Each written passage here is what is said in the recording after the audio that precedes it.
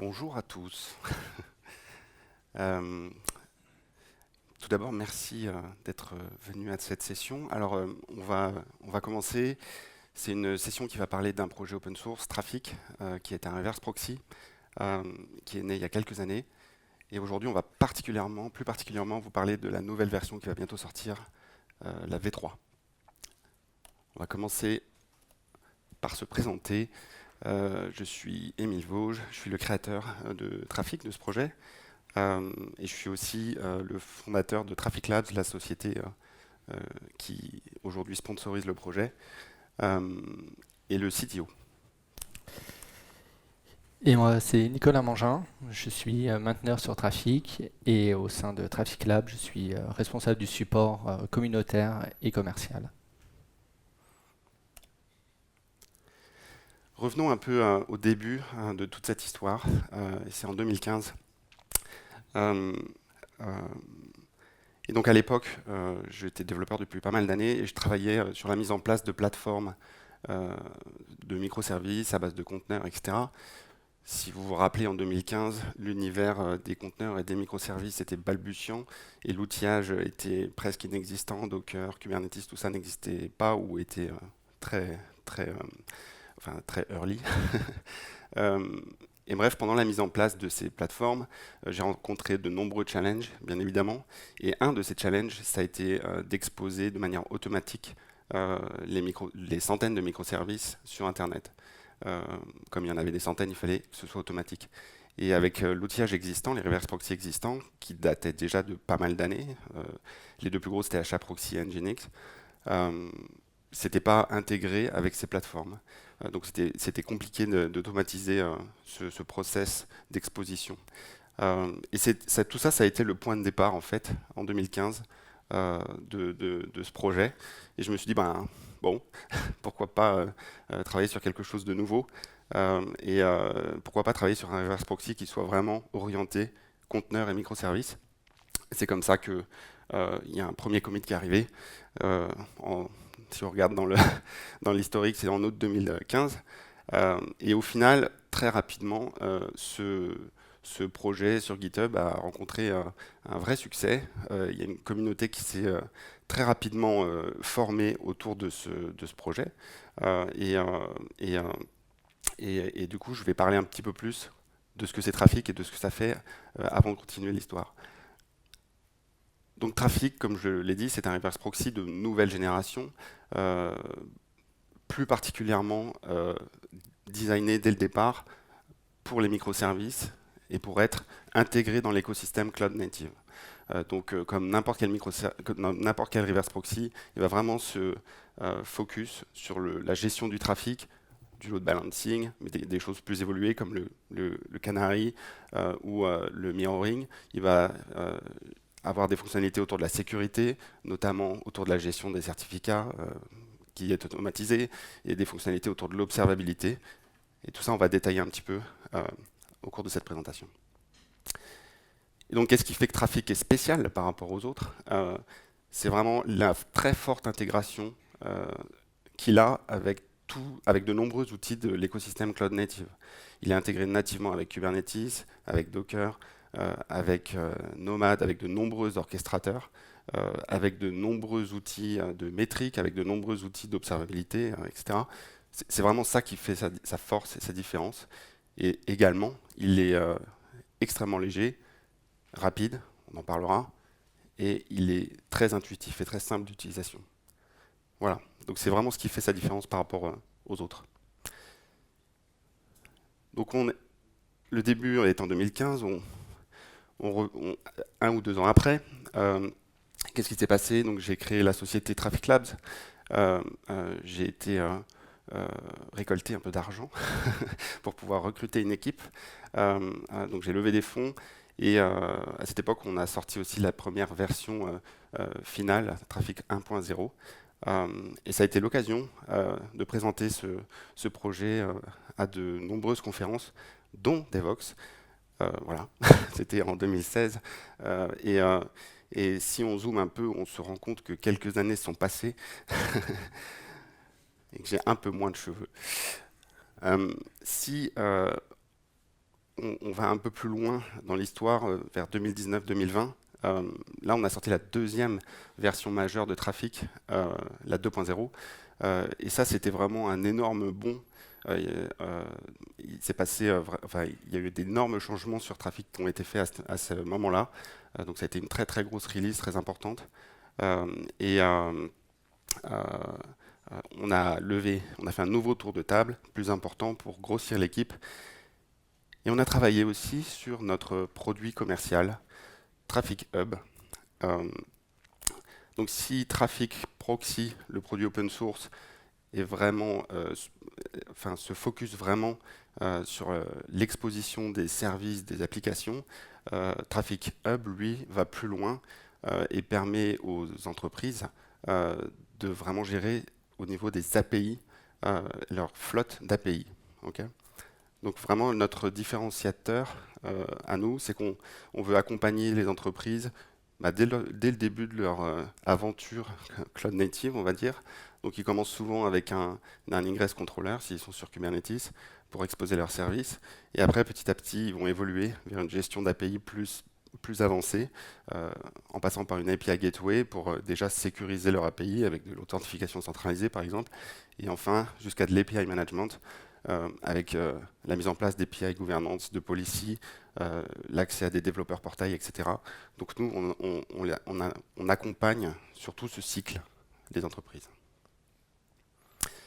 Et aujourd'hui, donc en 2024, c'est la deuxième Devoxx, où on parle de trafic, et on est sur le point de release la version 3, qui est donc la troisième version majeure de trafic. Et je ne sais pas si vous avez vu, mais chaque version a un nom de fromage, parce que voilà, c'est un projet qui est né en France, donc on trouvait ça marrant. Donc V3, c'est Beaufort. Et quand même, c'est devenu un projet mondialement extrêmement utilisé. Et c'est vraiment un succès. Enfin, c'est une success story open source qui est assez folle et qui était imprévisible pour moi dès le début. Aujourd'hui, il a été téléchargé plus de 3,2 milliards de fois, pratiquement 50 000 stars sur GitHub. C'est dans le top 15 des logiciels les plus téléchargés sur Docker Hub. Et il y a plus de 750 contributeurs aujourd'hui qui ont participé au projet. Donc c'est devenu absolument énorme. Et ça, c'est quelque chose de complètement fou. Aujourd'hui, on va se focus sur la V3. La V3, donc, comme je vous l'ai dit, c'est vraiment plusieurs années de développement. Plus de 100 PR qui ont été émergés. Pour chaque PR, c'est des nouvelles fonctionnalités, donc c'est vraiment énorme. Alors bien sûr, la release note est tellement longue qu'on ne pourrait pas la détailler aujourd'hui, mais on va se focaliser sur des fonctionnalités clés, l'ajout de WebAssembly, de SPIFFE, etc. Et on va commencer par OpenTelemetry. Très bien. On va parler un peu d'observabilité avec OpenTelemetry. Donc, Émile tout à l'heure parlait des infrastructures microservices. Donc aujourd'hui, quand on part en prod avec ce type d'infrastructure, l'observabilité est plus qu'un must-have. Alors quand je parle d'observabilité, je parle essentiellement de 3 types de données, les traces, les logs et les métriques. Donc le tracing, monitorer le tracing va vous permettre de monitorer les performances de vos applications, voir pourquoi des requêtes sont assez lentes, trouver les bottlenecks et résoudre les problèmes afin d'améliorer vos temps de réponse. Par exemple, là, on voit une copie d'écran de Jaeger, qui est un outil de tracing. Donc, ce qu'on peut voir, c'est la ligne du temps, c'est ce qu'on appelle une trace. C'est le temps que va mettre une requête pour traverser une application. Et c'est détaillé ensuite, c'est splitté en différents spans, qui sont des sous-entités de la trace, qui montrent par quelle section de l'application passe la requête. Donc là, par exemple, on voit que cette requête est passée par un rate limiter, par du code permettant de faire des métriques, mais on voit que sur le chemin critique, qui est plus foncé, c'est vraiment la partie reverse proxy qui processe le plus longtemps avec 13,18 millisecondes. À côté de ça, on va monitorer bien sûr les logs pour voir s'il n'y a pas de souci au niveau de l'application. Ça va permettre de mettre des alertes par exemple sur des erreurs et pouvoir vous réveiller en pleine nuit si besoin. Et ça va vous permettre surtout de débugger plus facilement. Vous allez centraliser les logs de toutes vos applications. Ça va vous éviter d'avoir à grepper des dizaines de files quand vous avez un petit problème à résoudre. Donc il y a des outils tels que Loki qui le font très bien. Donc là, on peut voir justement les logs d'un trafic qui est monitoré dans un Loki. Et enfin, les métriques. Donc les métriques pour un in-cars controller comme Traefik, c'est monitorer tout le trafic entrant sur votre système. On va vous donner des métriques sur le nombre de requêtes par seconde entrantes. Vous allez pouvoir affiner par application, vous allez pouvoir voir les erreurs. Et tout ça, notamment pour pouvoir dimensionner correctement vos applications. Vous allez pouvoir scaler en temps quand il y a un pic de fréquentation sur votre application et ensuite revenir à une charge de travail plus normale. Là, par exemple, donc ça c'est un dashboard Grafana alimenté par des données depuis un Prometheus, où on peut voir le taux d'erreur par rapport au taux de succès ou la répartition par code HTTP réponse. Alors, Traefik en V2 s'intègre avec l'écosystème d'observabilité avec pas mal de vendeurs tels que Elastic, Jaeger, il y a aussi Datadog, on a parlé de Prometheus. Alors ça a des avantages, c'est inconvénient d'avoir tous ces vendeurs. D'un côté, ça va vous permettre de choisir vraiment l'application qui correspond le mieux à votre infrastructure, parce qu'il y en a qui vont être en SaaS, d'autres qui vont s'installer on-prem, il y en a encore qui vont pooler les données, d'autres qui vont pusher les données. Et en plus, chacun a sa propre API. Donc le petit inconvénient, c'est quand on commence à partir et aller assez loin avec un outil, on n'a pas trop envie de changer, donc il ne faut vraiment pas trop se tromper. Si on commence à apprendre, par exemple, à faire du PromSQL et qu'on voit que finalement, ce n'est pas ce qu'on voulait faire, après changer, c'est toujours du temps à passer. Et de ce constat est née la volonté de faire plutôt un standard, et donc est née OpenTelemetry. Donc OpenTelemetry, c'est la fusion entre deux autres standards existants, OpenTracing, qui était vraiment uniquement fait pour les traces, et OpenCensus, qui lui était plus généraliste, c'était un standard pour du tracing et des métriques. Donc comment pouvoir faire de l'OpenTelemetry dans votre infrastructure? L'architecture recommandée pour les grosses infrastructures, c'est de mettre en place ce qu'on appelle un OpenTelemetry Collector. Donc ça va être une pièce centrale dans l'infrastructure pour l'observabilité qui va se charger d'importer les données, notamment d'un trafic. Vous allez pouvoir faire des transformations de données dessus et ensuite les exporter dans votre Prometheus, dans votre Datadog. Alors Traefik dans tout ça, à Traefik on a toujours suivi de près tout ce qui était observabilité, on a toujours essayé d'être à la pointe dans le respect des standards, notamment Traefik V2 avec OpenTracing. Donc pour nous ça a été assez naturel d'implémenter OpenTelemetry dans Traefik. Donc Traefik V3.0 va venir avec la possibilité de fournir des métriques au format OpenTelemetry, ainsi que des tracing, des traces. Pour les logs, il va falloir attendre un peu. Alors c'est pas notre fait, mais la spécification OpenTelemetry pour la gestion des logs est très récente, elle date de fin de l'année dernière je crois, et l'implémentation du SDK Go est encore en cours. Donc nous on suit ça de très près, et dès que le SDK est prêt, on fera tout pour l'intégrer au plus vite dans Traefik. Je vous propose de voir une petite démo pour voir ça un peu en image. Donc je vais lancer un... Voilà, je viens de lancer un petit web server tout simple qui fait du ASCII art et vous donne quelques logs. Donc ce web server est exposé via un Traefik V3 avec un middleware de rate limit. Vous pouvez voir les too many requests qui arrivent pour générer quelques erreurs. Donc au niveau de la configuration de Traefik, j'ai installé Traefik avec la nchart. Et donc je lui ai dit de faire des métriques au format OpenTelemetry.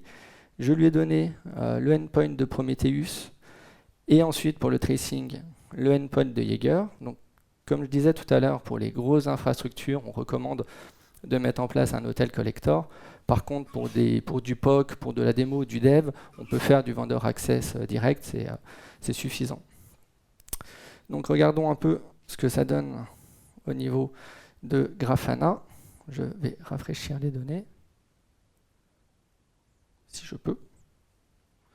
Donc on voit que là, on a un taux de succès qui est de 17%, un taux d'erreur de 83%. Et donc c'est l'effet démo tant redouté.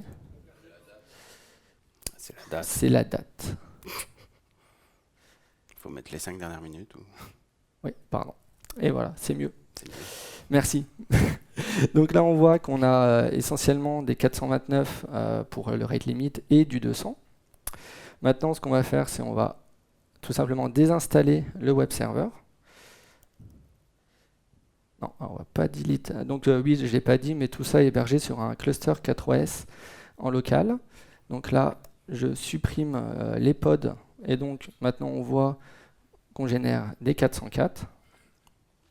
Et donc au niveau du tracing, on va avoir normalement le rate d'erreur qui va augmenter et on va avoir les 404 qui vont arriver au fur et à mesure où on va nourrir les graphes.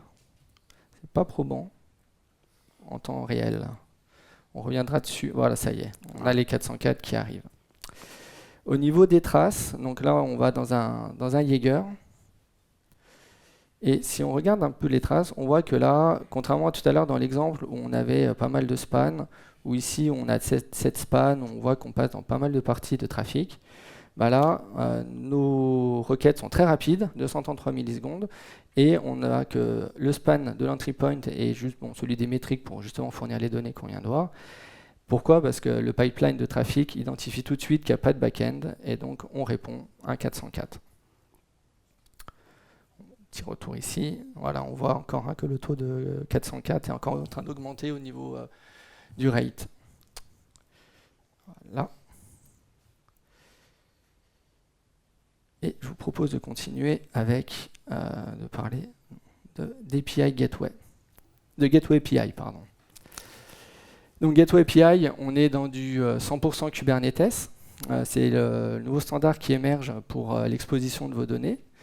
Donc déjà, pour comprendre pourquoi un nouveau standard, je vous propose de faire un peu d'histoire et de revenir en 2015, non pas pour parler du premier commit de trafic, mais pour parler plus de Kubernetes. Donc là, on est au tout début de Kubernetes et on a les objets ingress qui apparaissent pour justement exposer vos services sur Internet via un ingress controller comme trafic. Donc le but, c'était de fournir des objets simples qui seraient complètement vendeur neutral pour pouvoir exposer vos applications HTTP.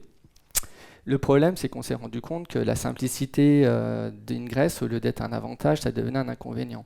Parce que passer la configuration du host, name et du pass, dès qu'on voulait faire des opérations sur les requêtes, ajouter des headers, mettre un rate limit comme j'ai fait tout à l'heure, ou faire du filtrage par adresse IP, il fallait mettre des annotations. Donc déjà, ça cassait le vendeur neutral parce que les annotations étaient propres à chaque vendeur.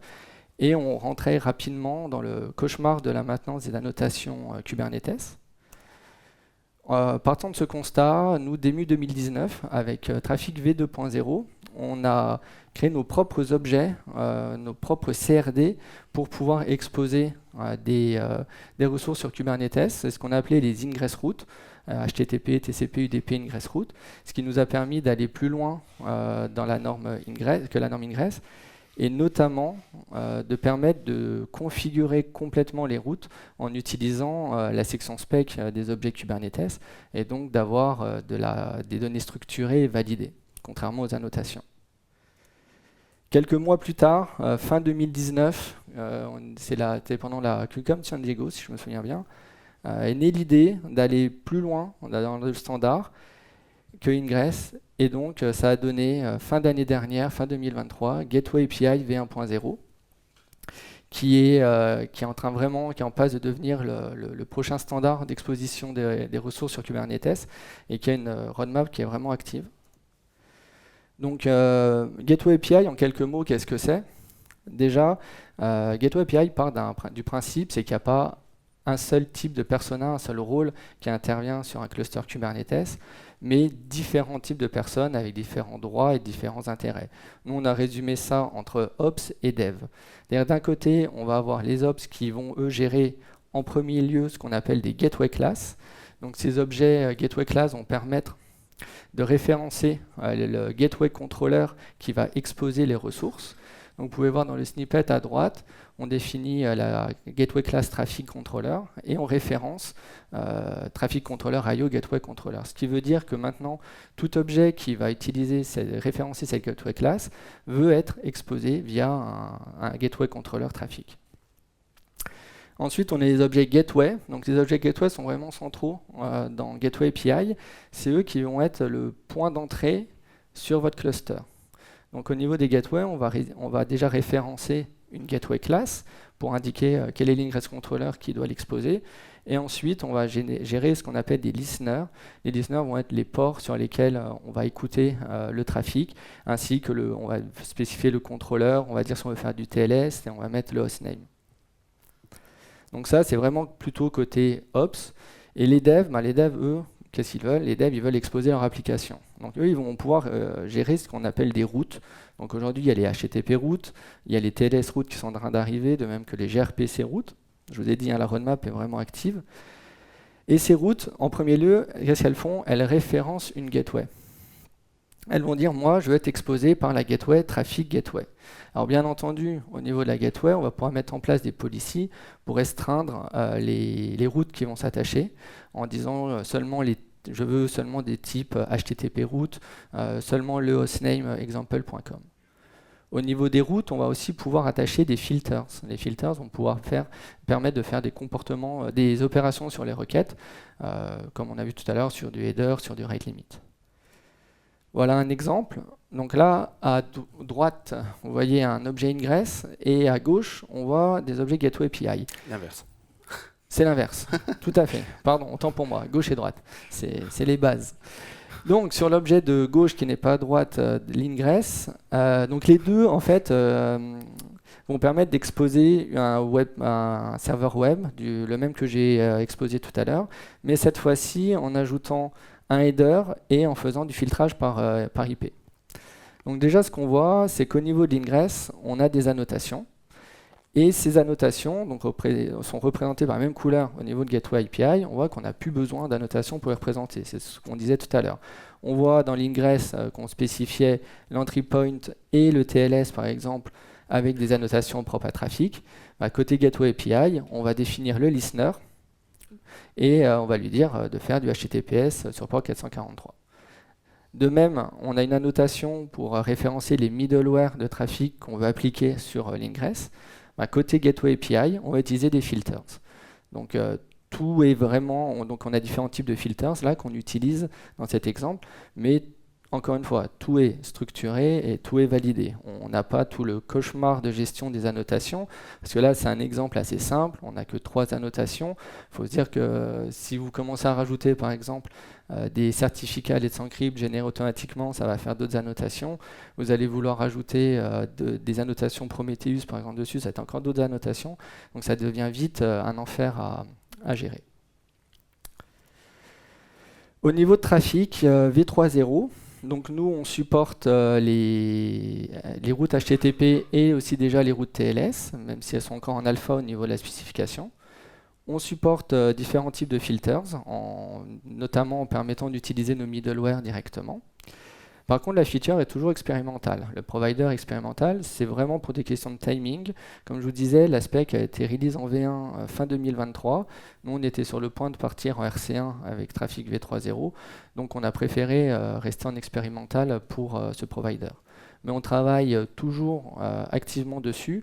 Notamment, on est en train de travailler sur des améliorations du report des statuts, qui est un point très important dans la spécification Gateway API. Notre but, c'est de ne plus être expérimental, d'être GA pour ce provider au plus vite, si possible dès la version 3.1 de Trafic. Et maintenant, je laisse Émile vous parler de WebAssembly. Wasm, vaste sujet. Mais on va commencer par revenir un peu en arrière pour expliquer comment tout ça est né. Donc dès assez tôt dans la vie de Trafic, il est venu le besoin communautaire d'avoir un mécanisme de plugin qui permette d'ajouter des middleware à Trafic. Très bien. Bon, là, la personne propose d'utiliser le mécanisme de plugin natif de Go. Bon, in fine, il s'est avéré que ça n'a pas été possible parce que ça n'a jamais été vraiment terminé comme fonctionnalité. C'était pas vraiment utilisable. Mais du coup, on a quand même voulu apporter une solution technique à tout ça. Et de là est née l'idée d'un nouveau projet, Yagi. Et grosso modo, on a réécrit, enfin on a écrit, from scratch, un interpréteur Go. Et l'objectif, c'était qu'il soit vraiment compatible avec 100% du code Go, quoi. Donc c'est quand même un projet extrêmement ambitieux, mais néanmoins très utile parce qu'il n'y avait pas, enfin les interpréteurs Go qui existaient étaient vraiment pas du tout 100% compatibles avec le code. Donc voilà, c'est un projet très ambitieux qu'on a commencé il y a quelques années et qu'on a intégré à Trafic et qui a permis d'avoir de créer beaucoup de plugins. On a plus de 100 plugins qui sont référencés dans notre plugin catalogue grâce à Yagi. C'est un projet qui a beaucoup de succès. Plus de 6000 stars, qui est toujours actif. Et c'est clairement l'interpréteur Go le plus complet jusqu'à aujourd'hui. Néanmoins, ça pose des questions parce que l'écriture des plugins doit passer par du Go. Aujourd'hui, pour écrire un plugin pour Trafic, on doit écrire du Go. C'est pas dramatique, mais il y a plein de gens qui peuvent vouloir écrire des plugins dans d'autres langages. Et c'est pour ça que Wasm a aussi émergé dans l'idée, enfin l'utilisation de Wasm a émergé comme mécanisme de plugin dans Trafic. Wasm, c'est quoi? C'est l'acronyme de WebAssembly. Ça permet de définir un format de binaire portable et qu'on peut exécuter dans une machine virtuelle, dans une sandbox un peu partout. Ça peut être dans un browser, mais ça peut être sur un serveur, ça peut être n'importe où. Donc c'est quelque chose qui est extrêmement ambitieux et qui est jamais fini, hein. Ça fait des années que c'est en développement. Mais néanmoins, c'est vraiment super utile. Bon, déjà, Edune, c'est devenu un standard ouvert. Donc ça, c'est un point capital. L'autre particularité très intéressante de Wasm, c'est que c'est ultra rapide. Les performances, c'est quasiment les performances natives. Donc quand vous compilez un projet en C, vous aurez à peu près les mêmes résultats en Wasm. Donc c'est quand même assez fou, parce que ça passe quand même par une machine virtuelle derrière. Et c'est un binaire qu'on peut exécuter sur n'importe quelle machine ou sur un browser ou n'importe où. Donc c'est fou. Et du coup, le principal intérêt, c'est qu'il y a énormément d'implémentations, que ce soit au niveau de la production de binaire Wasm, on peut produire depuis n'importe quel langage, à partir de Go, à partir de C, à partir de Java, peu importe. On peut produire des binaires Wasm depuis plein de langages. Et on peut exécuter les binaires Wasm depuis plein de plateformes différentes, du coup des browsers, mais des serveurs. Et c'est exactement ce qu'on a mis en place avec Trafic. On est capable aujourd'hui d'exécuter des binaires Wasm qui sont des plugins middleware pour Trafic. Donc c'est vraiment super intéressant parce que ça permet de faire un plugin en C. On crée un binaire Wasm et on l'exécute dans Trafic. Donc aujourd'hui, ce support Wasm a été mis en place dans Trafic V3. Et ce qui est très intéressant, c'est que ça a été principalement porté par la communauté. Bien sûr qu'on a supporté, enfin les mainteneurs l'ont supporté au maximum parce que c'est une fonctionnalité super intéressante. Mais vraiment, c'est la communauté qui a été moteur là-dessus. Donc c'est vraiment super intéressant et ça s'est fait très rapidement. Et quoi de mieux comme premier plugin? On voulait faire un premier plugin qui soit un espèce de modèle pour que tout le monde puisse s'en inspirer. Quoi de mieux que faire un plugin qui soit quand même vraiment intéressant? Et c'est comme ça qu'est née l'idée d'ajouter un Web Application Firewall dans Trafic. Ça, c'est une fonctionnalité qui a toujours été très demandée. Un Web Application Firewall, je pense que vous savez ce que c'est, mais grosso modo, c'est une application dont le but est de stopper les requêtes qui contiennent potentiellement des attaques par des hackers, etc., avant qu'elles n'arrivent jusqu'au serveur potentiellement vulnérable. Donc là, c'est vraiment une application de sécurité pure. Et du coup, nous, on a choisi d'intégrer Coraza, qui est un Web Application Firewall nouvelle génération, qui est sponsorisé par la fondation OWASP. Bon, la fondation OWASP, c'est vraiment une fondation hyper connue dans le monde de la sécurité, qui publie les top 10 OWASP, c'est les vulnérabilités les plus importantes sur le net, etc. Donc Coraza, c'est vraiment voilà, un WAF de nouvelle génération, et c'est ce qu'on a choisi comme plugin modèle pour trafic en tant que plugin WASM. Coraza, juste 2-3 mots, c'est vraiment un WAF pour les entreprises, fait pour les entreprises. L'intérêt, c'est qu'il comprend et qu'il supporte le SecLang mode security. C'est vraiment ce qu'on utilise pour décrire les règles du Web Application Firewall depuis de nombreuses années avec mode security. Et il est 100% compatible avec les core rule sets produites par OWASP. Donc justement, OWASP crée des rule sets qui viennent des top 10 qui publient tous les ans. Il crée des rule sets pour configurer les firewalls correctement. Et Coraza les supporte. Donc c'est vraiment un pas en avant majeur pour trafic. Non seulement il supporte WASM, maintenant il a un WAF avec ce nouveau plugin qui est dispo sur le catalogue de plugins. Et c'est vraiment une super étape dans la vie de trafic. Maintenant, on va parler d'un point sensible. Comment mettre en place une migration entre deux versions majeures quand il s'est passé des années entre ces deux versions, qu'il y a eu des centaines de commits par plein de personnes. Comment mettre en place une migration aussi douce que possible entre les deux versions? C'est vraiment pas un problème facile, sachant que dans le cas de trafic, ça peut concerner plein d'environnements différents, plein de déploiements différents. Ça peut être sur Kubernetes, ça peut être sur Docker, ça peut être sur des VM. C'est un problème complexe. Mais il fallait s'attaquer à ce problème de toutes les manières. Et on s'est fixé comme philosophie, comme guidelines, pour ce plan de migration entre V2 et V3. Et d'une, on réduit au minimum les breaking change, mais on ne se l'interdit pas, parce que c'est quand même nécessaire des fois. Et de deux, on ne veut pas ce qu'on a appelé une migration blue-green, c'est-à-dire où on soit obligé de tout migrer de façon atomique entre V2 et V3, et seulement après on peut utiliser la V3. Ça, on ne voulait pas de ça, on voulait au contraire une migration progressive. Comment on a fait ça? Bon, déjà, on a créé un migration guide le plus détaillé possible, ça paraît être le minimum. Mais surtout, il y a 2 points importants. Dans le trafic, il y a 2 types de configuration. Il y a ce qu'on appelle la configuration statique et la configuration dynamique. La configuration statique, c'est quand vous démarrez trafic, vous lui donnez des options à ce moment-là. Et ça, c'est des options qui ne pourront pas être changées au cours de la vie de trafic. Mais il y a la configuration dynamique qui, elle, contient grosso modo toutes les routes vers toutes vos applications. Ça, c'est quelque chose qui est hautement dynamique dans la durée de vie de trafic, et ça va changer tout le temps. Pour la configuration statique, là, on a accepté les breaking change minimaux. C'est-à-dire des breaking change où vraiment on s'est dit, bon là, c'est quand même mieux de changer cette partie-là, et ça ne concerne pas tant de gens que ça. Donc là, on s'est dit, OK pour être breaking à certains endroits précis. Pour la configuration dynamique, par contre, là, non, pas possible. Pourquoi? Parce que quand vous déployez un trafic sur un Kubernetes, après, vous déployez potentiellement des centaines d'ingresses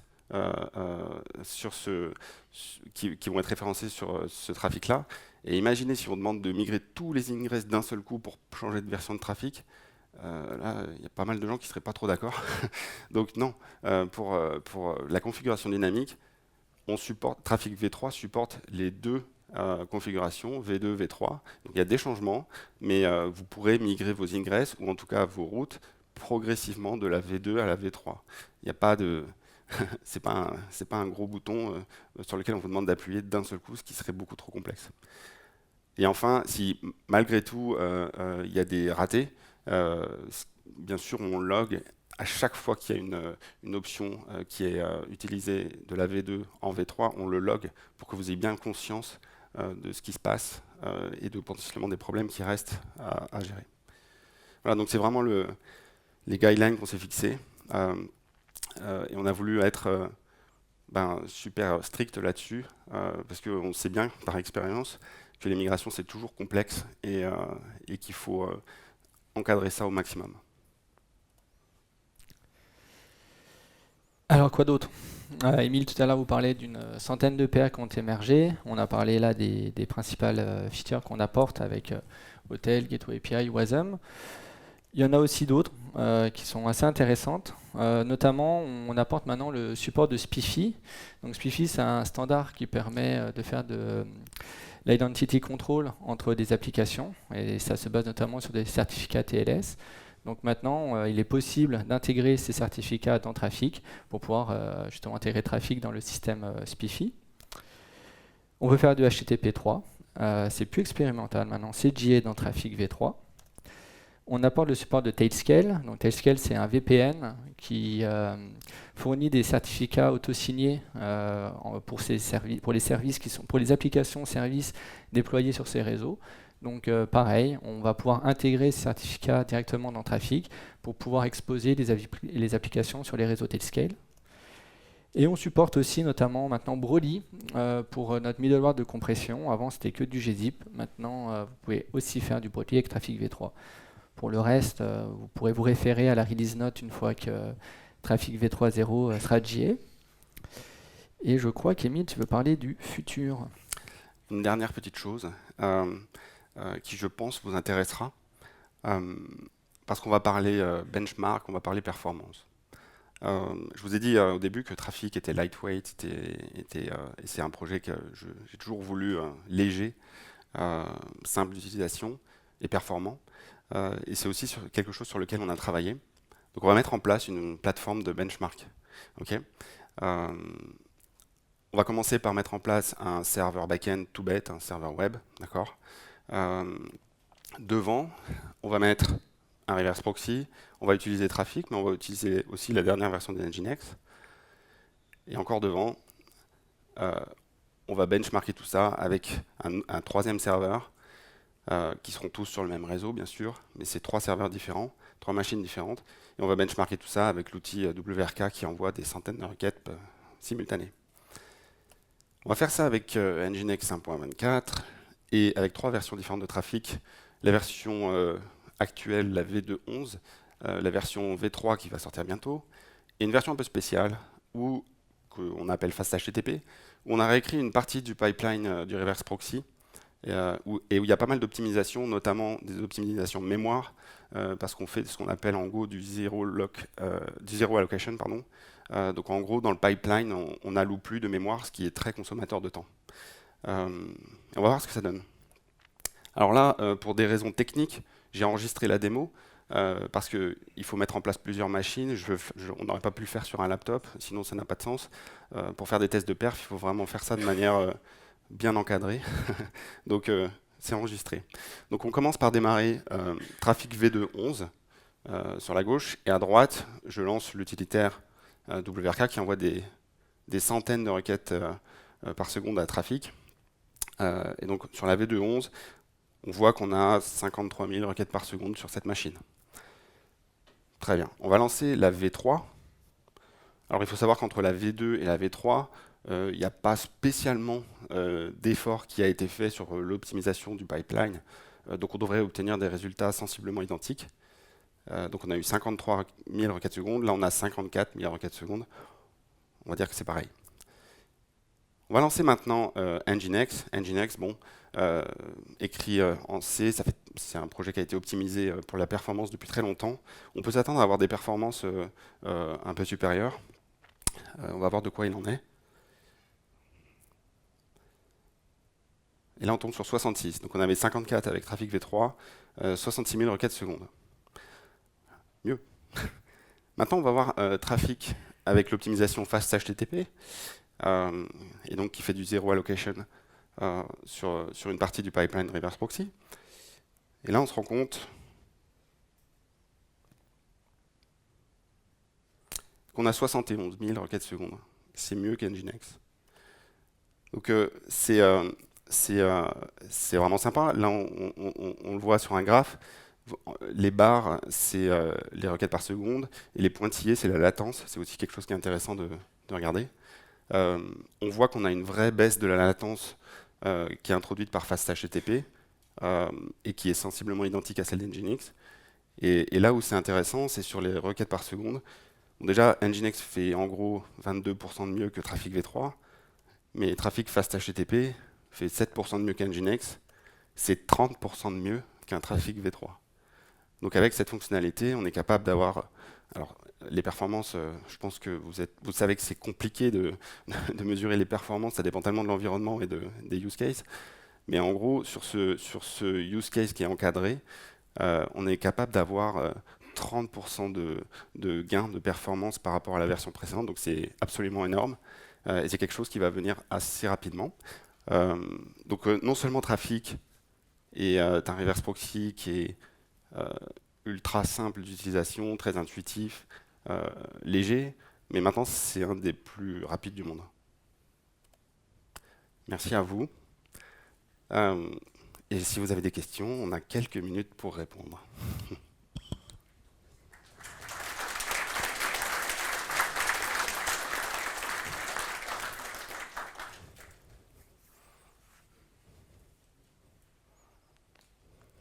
Ou alors, si vous voulez, après Ouais. la présentation, on pourra se voir dans les couloirs si vous voulez discuter un peu plus de. Si vous n'osez de pas poser trafic. votre question.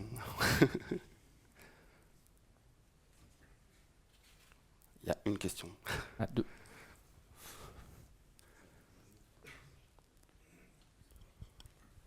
Moi, je me demandais par rapport à la transformation, s'il y a une fonctionnalité dans l'outil pour faire la transformation des requêtes initiales pour les transférer au backend. Alors, la transformation de requête, ça, on ne le fait pas de manière native dans Trafic, mais par contre, on peut utiliser des plugins pour ça, et donc des plugins WASM, et on ne le fait pas de manière... Enfin, c'est voulu. Pourquoi? Parce que on estime qu'à long terme, c'est extrêmement difficile de maintenir ce genre de code qui sera dans la configuration du reverse proxy. Nous, on a fait Trafic pour le monde des microservices. Donc, on imagine que Trafic gère le routage de 1000 microservices, par exemple.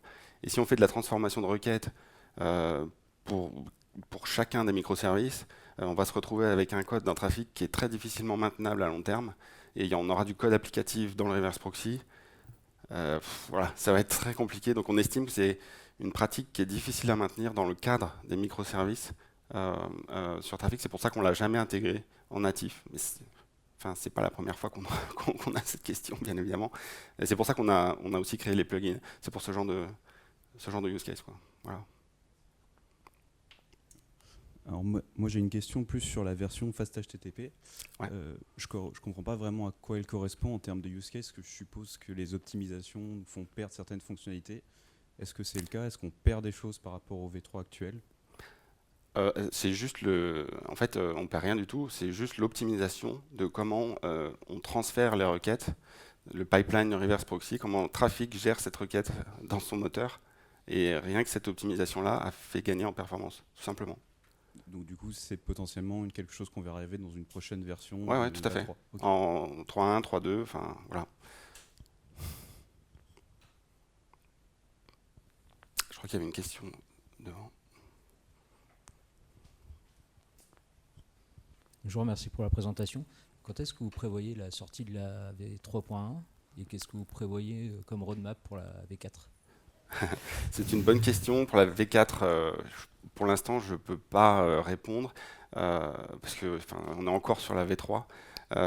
Donc, il faut qu'on se réunisse avec l'équipe de mainteneurs pour bien définir tout ce qu'il y aura sur la V4. Mais pour la V3.1, je peux répondre plus. Donc, on est déjà en train de travailler sur FastHTTP. Pas sûr que ça sortira en V3.1, ça je peux pas m'avancer, mais ça sortira rapidement. V3.1, je pense qu'elle devrait sortir d'ici 1 ou 2 mois. Et il y aura au moins un gros travail qui sera fait sur Gateway API. Donc l'intégration avec Kubernetes Gateway API, où on va vraiment la sortir de l'expérimental et la rendre JA en 3.1. Ça sera le gros travail. Voilà.